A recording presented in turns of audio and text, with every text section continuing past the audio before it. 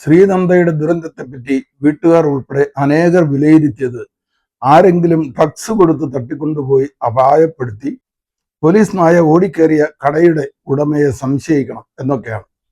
സാമാന്യ ബുദ്ധിയും വിവേകവും സാഹചര്യങ്ങളുടെ യുക്തിസഹമായ വിലയിരുത്തലും വെച്ച് നോക്കിയാൽ ഈ രണ്ട് സാധ്യതകളും പരിഗണിക്കാൻ വേണ്ടത്ര ഗൗരവമുള്ളതല്ല.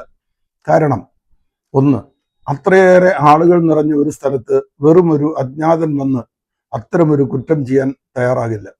കുറ്റവാളികൾ അത്ര മണ്ടന്മാരൊന്നുമല്ല. കുറ്റം നിർവഹിക്കുന്ന കാര്യത്തിലെങ്കിലും മിക്കവരും അതിബുദ്ധിശാലികളാണ് എന്ന് ഓർക്കണം.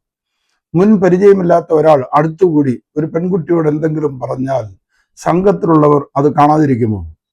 അപരിചിതർ എന്തെങ്കിലും കൊടുത്താൽ ഒരു പെൺകുട്ടി ചുമ്മാ അതങ്ങ് കൈപ്പറ്റുമോ? കൊടുത്തത് വാങ്ങി നേരെ വിഴുങ്ങുമോ? കുടുംബത്തെയും കൂട്ടുകാരെയും വിട്ട് അപ്പോൾ കണ്ട ഒരുത്തനൊപ്പം ഒളിച്ചോടുമോ? അഥവാ അപരിചിതൻ ബലപ്രയോഗത്തിൽ കൊണ്ടുപോകാൻ നോക്കിയാൽ അവൾ ഒച്ച വെക്കാതിരിക്കുമോ? ഒച്ച വെച്ചാൽ ആളുകൾ അവനെ കൈകാര്യം ചെയ്യാതിരിക്കുമോ? ഇക്കാരണങ്ങളാൽ ആരെങ്കിലും തട്ടിക്കൊണ്ടുപോയി എന്ന വാദത്തിന് ഒട്ടും വിലയില്ല എന്ന് പറയേണ്ടി വരും. ഇനി രണ്ടാമത്തെ കാര്യം, പോലീസ് നായ കുറച്ചകലെ ഒരു കടയിൽ ചെന്ന് കയറി കടക്കാരനെ സംശയിക്കണം എന്ന ആരോപണം നോക്കാം. വിനോദയാത്രയായി എത്തിയവരിൽ എത്രയോ പേർ ആ താഴ്വാരത്തിലുള്ള ആ കടയിൽ കയറിയിട്ടുണ്ടാവും. അവരിൽ ആരുടെയെങ്കിലും ഗന്ധം പിടിച്ച് നായ അവിടെ ചെന്ന് കയറി എന്ന് പറയുന്നതിനാണ് കടക്കാരൻ മലമുകളിൽ വന്നു അതുകൊണ്ട് അയാളുടെ മണം പിടിച്ച് നായ കടയിൽ ചെന്നു എന്ന് ഊഹിക്കുന്നതിനേക്കാൾ ന്യായത്തിന്റെ ബലം. ഇത് രണ്ടും ആരോപണങ്ങളുടെ വിലയിരുത്തൽ മാത്രമാണ്. യഥാർത്ഥത്തിൽ സംഭവിച്ചിരിക്കാവുന്നതും ഇതേ രീതിയിൽ ഒന്ന് അപഗ്രഥിക്കാം. കൂട്ടുകാരിക്കൊപ്പമുള്ള അവസാനത്തെ സെൽഫി വീഡിയോയിൽ തുടങ്ങാം. സ്ഥലത്തൊന്നുമില്ല. ഹലോ,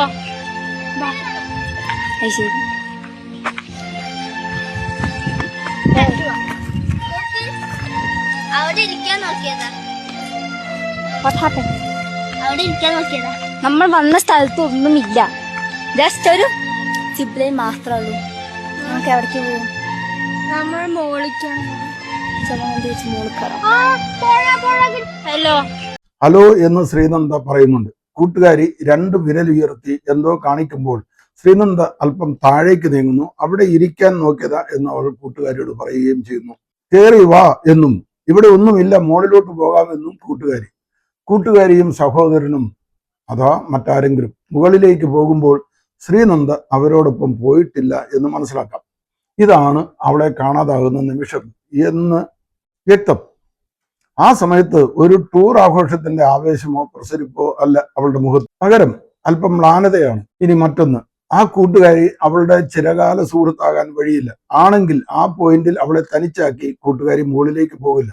മറിച്ച് യാത്രയിൽ കിട്ടിയ ഒരു കൂട്ടുകാരി മാത്രമാകാം. കൂട്ടുകാരിയും സഹോദരനും കൂടി മുകളിലേക്ക് പോയപ്പോൾ അവൾ അല്പം നേരത്തെ ഇരിക്കാൻ പോയെന്ന് പറഞ്ഞ താഴെയുള്ള പോയിന്റിലേക്കാണ് വീണ്ടും നീങ്ങിയത് എന്ന് കണക്കാക്കാം. ആ നീക്കത്തിൽ രണ്ട് കാര്യങ്ങൾ സംഭവിച്ചിരിക്കാൻ സാധ്യതയുണ്ട്. അല്പം സാഹസികവും അപകട സാധ്യത ഉള്ളതുമായ പോയിന്റുകളിൽ നിന്ന് സെൽഫി എടുക്കുന്നതൊക്കെ മഹാസംഭവമായി കരുതുന്നവരാണ് ഇപ്പോഴത്തെ കുട്ടികളിലും ചെറുപ്പക്കാരിലുമൊക്കെ ഒരു നല്ല ശതമാനം. ശ്രീനന്ദയ്ക്ക് അങ്ങനെ ഒരു തോന്നൽ ഉണ്ടാവുകയും അവിടെ അല്പം അശ്രദ്ധ മൂലം കാൽ വീഴ്ത്തി താഴേക്ക് വീഴുകയും ചെയ്യാൻ സാധ്യതയുണ്ട്. അത്തരമൊരു സ്ഥലത്തിന്റെ അപകട സാധ്യത നിരീക്ഷിക്കാനോ തിരിച്ചറിയാനോ ഉള്ള വിവേകമോ പക്വതയോ ഈ 15-കാരിക്ക് ഉണ്ടാകണമെന്നില്ല. അങ്ങനെ അപകടം സംഭവിച്ചിരിക്കാം. എന്നാൽ അതിലും സാധ്യത മറ്റൊന്നിനാണ്. ഇത് പറയുമ്പോൾ ആരും നെറ്റി ചൊളിക്കല്ലേ, തെറി പറയാറില്ലേ? ആത്മഹത്യ. ഈ നിഗമനത്തിന് രണ്ട് ന്യായങ്ങളുണ്ട്. രണ്ടും ഒരേപോലെ പ്രധാനപ്പെട്ടതാണ്. കൂട്ടുകാരിയെ വിട്ട് അവൾ തനിയെ അല്പം താഴേക്ക് നീങ്ങിയതും കൂട്ടുകാരി വിളിച്ചപ്പോൾ തിരിച്ചു വന്നതും വീഡിയോയിൽ കണ്ടതാണ്. താഴേക്കുള്ള ആഴം എത്രയുണ്ടെന്നുള്ള പരിശോധനയായിരുന്നു അത് എന്ന് കണക്കാക്കുന്നതിൽ തെറ്റില്ല. അതിന് ഊന്നൽ നൽകുന്ന അതീവ ഗൗരവമുള്ള നിർണായകമായ ഒരു പ്രസ്താവന അച്ഛൻ നടത്തിയിട്ടുണ്ട്. ശ്രീനന്ദ ബാരിക്കേഡ് കടന്ന് അപ്പുറത്ത് പോയെന്നും വഴക്ക് പറഞ്ഞപ്പോൾ തിരിച്ചു വന്നു എന്നും. നല്ല കുടുംബാന്തരീക്ഷത്തിൽ വളരുന്ന കുട്ടികൾ വിനോദയാത്രയിൽ എന്നല്ല ഏതൊരു വിദൂര യാത്രയിലും അച്ഛനമ്മമാർക്കൊപ്പം കാൽ ചുവട്ടിൽ കൈപിടിച്ച് നീങ്ങാൻ ശ്രദ്ധിക്കും. കൂട്ടുവിട്ടുപോയാൽ ഒറ്റപ്പെട്ടു പോകുമെന്ന ഭയമുണ്ടാകും. അതേ ശ്രദ്ധയും കരുതലും മാതാപിതാക്കൾക്കും ഉണ്ടായിരിക്കണം. ഓരോ മിനിറ്റിലും പരസ്പരം ശ്രദ്ധിച്ചു കൊണ്ടിരിക്കും. അച്ഛനെയും അമ്മയെയും കൂട്ടുകാരെയും വിട്ട് സന്ദർശകർക്ക് വിലക്കേർപ്പെടുത്തിയ ഒരു പോയിന്റിലേക്ക് വേലി കടന്ന് ഒരു 15-കാരി നീങ്ങിയത് വെറുമൊരു സെൽഫി റീൽ ഭ്രമം കൊണ്ടാണ് എന്ന് സമ്മതിച്ചു കൊടുക്കാൻ സാമാന്യ ബുദ്ധിയും യുക്തിയും സമ്മതിക്കുന്നില്ല. 9, 10, 15 വയസ്സുകാരായ അനേകം കുട്ടികളുടെ ആത്മഹത്യാ വാർത്തകൾ കേൾക്കാറുണ്ടല്ലോ ഈ നാട്ടിൽ. ആ പ്രവണത ശ്രീനന്ദയ്ക്ക് ഇല്ലായിരുന്നു എന്ന് ഉറപ്പിച്ചു പറയാൻ കഴിയില്ല. അങ്ങനെ ഒന്ന് വീട്ടുകാരോ കൂട്ടുകാരോ ഒരിക്കലും ശ്രദ്ധിച്ചിട്ടില്ല എന്നും വരാമല്ലോ. തലയുടെ വലതുവശത്തേറ്റ മാരകമായ മുറിവും അസ്ഥികൾ ഒടിഞ്ഞതും ഉൾപ്പെടെ മറ്റ് നിരവധി പരിക്കുകളാണ് മരണകാരണം എന്ന് പോസ്റ്റ്മോർട്ടം റിപ്പോർട്ടിൽ പറയുന്നു. പാറക്കെട്ടുകളും വൻമരങ്ങളും നിറഞ്ഞ ചെങ്കുത്തായ ഒരു മലഞ്ചെരുവിൽ വീടാൽ അങ്ങനെയൊക്കെ സംഭവിക്കും. എങ്കിലും ശരീരം ചിതറിപ്പോകാതെ സംരക്ഷിച്ചത് വൃക്ഷങ്ങളാണെന്നും വരാം. നേരത്തെ പരിശോധിച്ചപ്പോൾ കാണാതിരുന്ന സ്ഥലത്ത് മൃതദേഹം കണ്ടു എന്ന സംശയം ശരിയാകാം. അങ്ങനെ പറഞ്ഞത് തെറ്റുമാകാമല്ലോ. അഥവാ അങ്ങനെയാണ് കണ്ടതെങ്കിൽ പാറക്കെട്ടിലോ മരക്കൊമ്പിലോ തങ്ങി നിന്നിട്ട് എപ്പോഴെങ്കിലും ഊർന്നു വീണെന്നും വരാമല്ലോ. സംഭവിച്ചത് എന്തായാലും ശ്രീനന്ദയുടെ ഫോണിന് കൂടുതൽ എന്തെങ്കിലും പറയാനുണ്ടാകും. അത് പരിശോധിക്കേണ്ടതാണ്. ശ്രീനന്ദയുടെ ദുരന്തവും ശരണ്യയുടെ ദുരൂഹ വനവാസവും ആന്ധ്രയിലെ 3 പെൺകുട്ടികളുടെ മുങ്ങിമരണവും എല്ലാ വിനോദയാത്രികർക്കും ഒരു പാഠമാകേണ്ടതാണ്. വിനോദയാത്രയ്ക്ക് പുറപ്പെടുന്നവർ ഈ വാർത്തകളും ചിത്രങ്ങളും കയ്യിൽ കരുതണം. സംഘത്തിന്റെ നേതാവ് ഇവ കാണിച്ച് അംഗങ്ങൾക്ക് നിർദ്ദേശങ്ങൾ കൊടുക്കണം. എന്നിട്ട് പറയണം, നമ്മൾ പോകുന്നത് വിനോദത്തിനാണ്, വരുന്നതും അതുപോലെ തന്നെ ആയിരിക്കണം, വിലാപത്തോടെ അല്ല. എപ്പോഴൊക്കെ വിനോദയാത്ര പോയിട്ടുണ്ടോ അപ്പോഴൊക്കെ തുടക്കത്തിലെ ഞാൻ എല്ലാവരെയും ഓർമ്മിപ്പിക്കുന്ന ഒരു കാര്യമുണ്ട്. നാം പോകുന്നത് വിനോദത്തിനാണ്. വിനോദത്തോടെ തന്നെ തിരിച്ചു വരണം. എന്തൊക്കെ വേണ്ടെന്ന് വെച്ചാലും സാരമില്ല. ഇപ്പോഴത്തെ സന്തോഷത്തിൽ തന്നെ നമ്മൾ തിരിച്ചു വന്നേ പറ്റൂ. നമ്മെ മറ്റാരെങ്കിലും ചുമന്നുകൊണ്ടുവരേണ്ട അവസ്ഥ ഉണ്ടാകാതിരിക്കട്ടെ. വിനോദയാത്രകൾ വിലാപയാത്രകളായി മാറിയ അനേകം സംഭവങ്ങൾ നമ്മുടെ ഓർമ്മയിലുണ്ടല്ലോ. നമുക്കങ്ങനെ സംഭവിക്കാതിരിക്കട്ടെ. ഇത് കണ്ടോ, 3 പെൺകുട്ടികളുടെ അവസാന നിമിഷങ്ങൾ.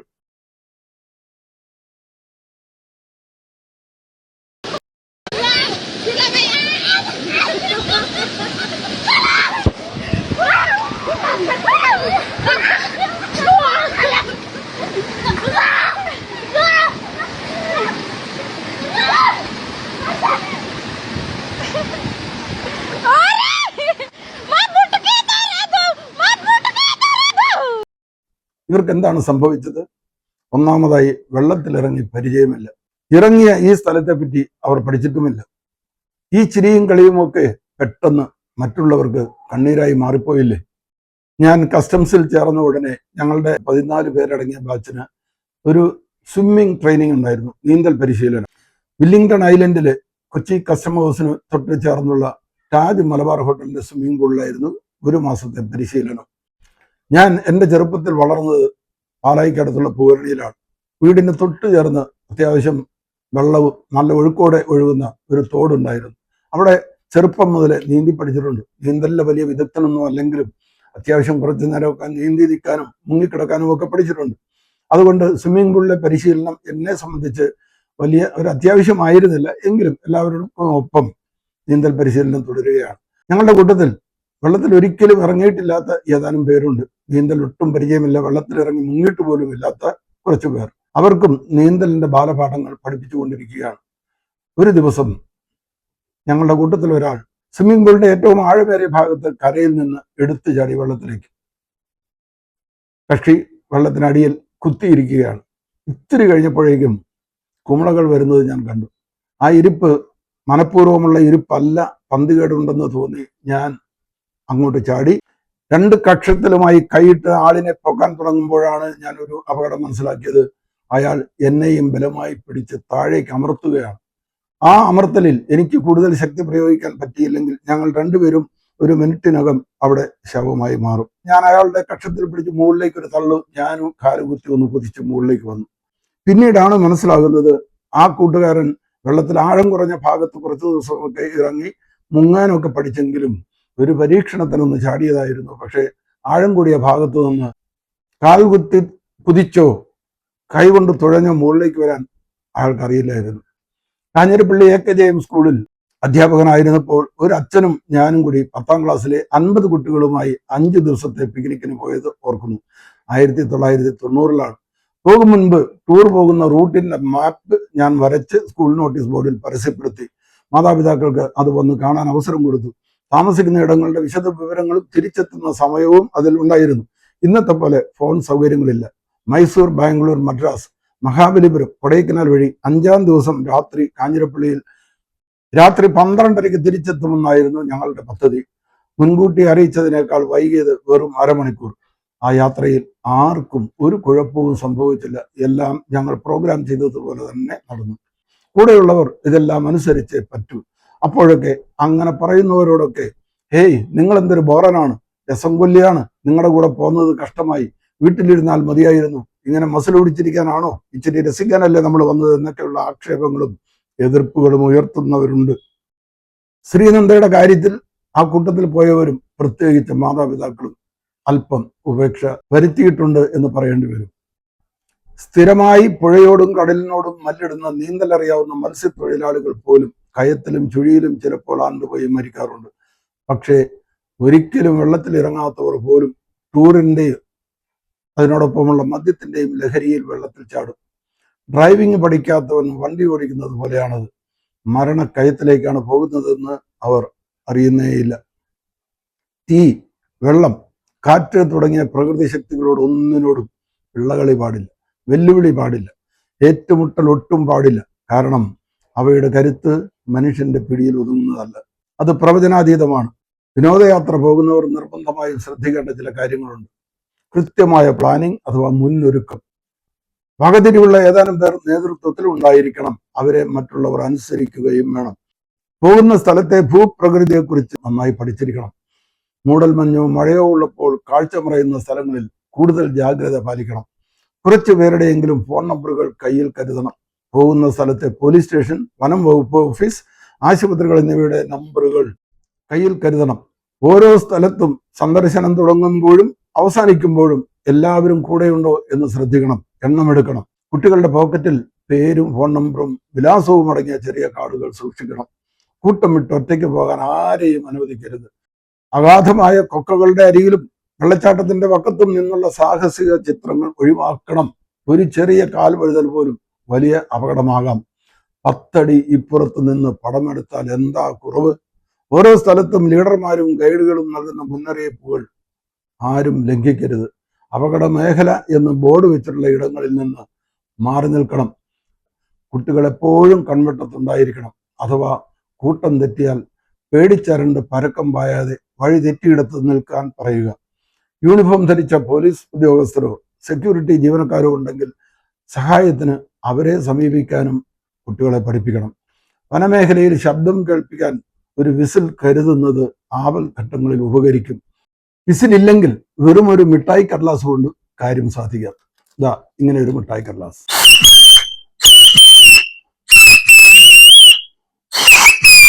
ഇനി ഞാൻ പറയുന്ന കാര്യം വായിച്ചിട്ട് നിങ്ങൾ എന്നെ തല്ലാനോ തെറി പറയാനോ സാധ്യതയുണ്ട്. സാരമില്ല, പക്ഷെ പറയാതെ വയ്യ. നീന്തലറിയാതെ വെള്ളത്തിലിറങ്ങി മുങ്ങി മരിക്കുന്നവരുടെയും സർവ്വ നിയമങ്ങളും തെറ്റിച്ച് രണ്ടും കൽപ്പിച്ച് വണ്ടി ഓടിച്ച് അപകടത്തിൽപ്പെട്ട് മരിക്കുന്നവരുടെയും ലൈസൻസ് ഇല്ലാതെ വണ്ടിയെടുത്ത് ഓടിച്ച് അപകടത്തിൽപ്പെട്ട് മരിക്കുന്നവരുടെയും മൃതദേഹങ്ങൾക്ക് 50 ചൂരലടി കൊടുക്കണം. എന്നിട്ട് ഇങ്ങനെ ചോദിക്കണം, മാതാപിതാക്കളെ ജീവിതകാലം മുഴുവൻ കണ്ണീർ കുടിപ്പിക്കാൻ വേണ്ടിയാണോ ഇത്രയും കാലം അവർ നിങ്ങളെ വളർത്തിയത്? കഷ്ടപ്പെട്ട് വളർത്തിയ അവർക്ക് നിങ്ങൾ പകരം കൊടുത്തത് ഒരിക്കലും തീരാത്ത ദുഃഖമല്ലേ? അതിനിരിക്കട്ടെ ഈ ശിക്ഷ.